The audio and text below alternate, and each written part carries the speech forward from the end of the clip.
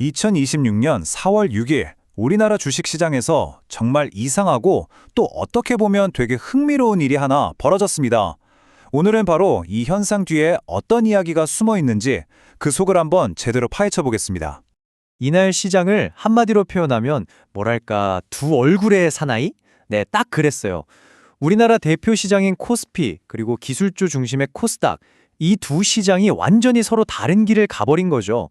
많은 분들이 이게 무슨 일이지? 하고 고개를 갸우뚱하셨을 텐데요. 바로 이게 오늘 우리가 풀어야 할 수수께끼입니다. 자, 보세요. 정말 말이 안 되는 상황이죠.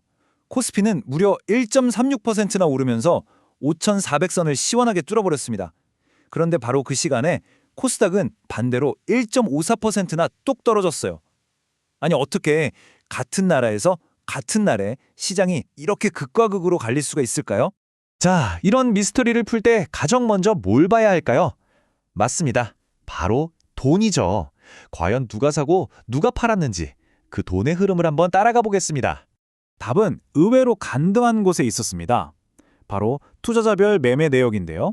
이걸 보면 기관 투자자들이 무려 8,371억 원어치를 사들였습니다. 거의 혼자서 시장을 끌어올린 거죠. 반면에 개인 투자자들은 1조 원 넘게 팔았고 외국인들도 1,500억 원 이상 팔아치웠습니다. 결국 이날의 주인공은 바로 기관이었던 겁니다. 이 거대한 자금력이 시장 전체를 움직인 거죠. 자, 그럼 여기서 또 궁금한 게 생기죠. 개인 투자자들이야 올랐으니까 차익 실현을 했다고 볼 수 있는데 외국인들은 왜 팔았을까요? 여기에도 아주 중요한 이유가 하나 숨어 있었습니다. 그럼 바로 환율이었습니다. 당시 원달러 환율이 1,500원대까지 치솟았거든요. 이게 외국인 투자자들 입장에서는 굉장히 부담스러운 숫자예요. 왜냐하면 아무리 한국 주식으로 돈을 벌어도 나중에 이걸 달러로 바꿔갈 때 원화 가치가 떨어져 있으면 실제 손에 쥐는 돈은 줄어들게 되니까요. 일종의 환차손 리스크죠. 바로 이 점 때문에 매도 버튼을 누른 겁니다. 좋습니다. 그럼 외국인들이 왜 팔았는지는 알겠고 다시 기관 투자자 이야기로 돌아와서 그 엄청난 돈으로 도대체 뭘 샀을까요? 그들이 집중한 곳, 코스피 상승을 이끈 첫 번째 주역은 바로 여러분도 예상하셨겠지만 반도체였습니다. 이 표를 보시면 시장의 분위기가 한눈에 들어옵니다. 삼성전자, SK하이닉스, 이 반도체 투톱은 AI 붐과 1분기 실적 기대감에 힘입어서 주가가 크게 올랐죠. 그런데 보세요. 불과 얼마 전까지만 해도 시장을 이끌던 현대차나 네이버는 오히려 주가가 빠졌습니다. 각각 자동차 수요가 꺾일 거라는 걱정, 또 AI 투자 비용이 너무 많이 든다는 우려 때문이었죠. 그러니까 기관의 돈이 정말 철저하게 오직 반도체 대장주들에게만 쏠렸다는 걸 알 수 있습니다. 그런데 말이죠. 단순히 반도체가 좋아서라고만 하기에는 뭔가 좀 부족합니다. 요즘 경제 상황이 그렇게 좋지만은 않잖아요. 이런 불확실한 시기에도 기관들이 이렇게 자신 있게 돈을 쏟아부은 데는 사실 더 근본적인, 더 단단한 믿음의 구석이 있었습니다. 그게 바로 요즘 정말 핫한 K-밸류업 프로그램입니다.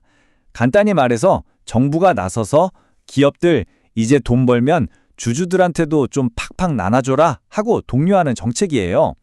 바로 이 정책이 있으니까 기관 투자자들이 이쪽 분야는 믿고 투자해도 되겠다 하는 강력한 신뢰를 갖게 된 거죠. 그럼 어떤 기업들이 이 밸류업 프로그램의 혜택을 볼까요? 주로 은행이나 증권, 지주회사 같은 곳들입니다. 특징이 뭐냐면 꾸준히 돈을 잘 벌면서 주주들에게 배당 같은 걸 잘 챙겨줄 여력이 있는 기업들이죠. 기관들 눈에는 이런 기업들이 요즘처럼 변덕스러운 시장에서 일종의 안전자산처럼 보이는 겁니다. 그래서 이쪽으로도 돈이 몰리고 있는 거고요. 자, 그럼 이제 조각들을 다 맞춰볼 시간입니다. 반도체 쏠림 현상, 기관의 대규모 매수, 그리고 밸류업 프로그램까지.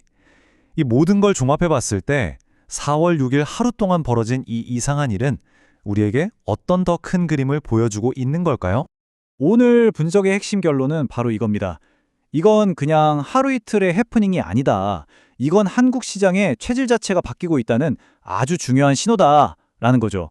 단기적인 소음이 아니라 거대한 트렌드 시작을 알리는 신호탄이라는 겁니다. 좀 더 쉽게 말해볼까요? 예전처럼 앞으로 대박 날 거야 하는 막연한 기대감만으로 투자하는 시대는 가고 지금 당장 눈에 보이는 실적, 즉 확실하게 돈을 잘 버는 대기업들로 시장의 중심이 옮겨가고 있다는 뜻입니다. 이제 투자자들은 경제가 좀 불안해도 펀더멘털이 튼튼한 믿을 만한 곳에만 돈을 넣고 있는 거죠. 그렇다면 우리 같은 장기 투자자들은 이런 변화의 흐름 속에서 어떻게 해야 할까요? 오늘 자료에서는 크게 두 가지 전략을 이야기합니다. 첫 번째는 수비. 받는 배당금을 차곡차곡 재투자해서 눈덩이처럼 불려나가는 바로 복리의 마법을 활용하는 거죠. 그리고 두 번째는 집중입니다. 이것저것 애매한 종목들은 정리하고 글로벌 시장을 이끄는 반도체 기업이나 주주 환원 정책이 확실한 핵심 기업에 포트폴리오를 집중하라는 겁니다. 자, 오늘 이야기의 마지막입니다. 이 질문을 한번 여러분께 던져보면서 마무리하고 싶네요. 2026년 4월 6일, 이날의 이 기묘한 시장의 모습이 과연 우리나라 시장이 드디어 그동안의 단기적인 투기 분위기에서 벗어나 기업의 진짜 가치를 보고 투자하는 장기적인 시장으로 바뀌는 그 역사적인 출발점이었을까요? 앞으로 시장이 어떻게 흘러갈지 우리 함께 지켜봐야겠습니다.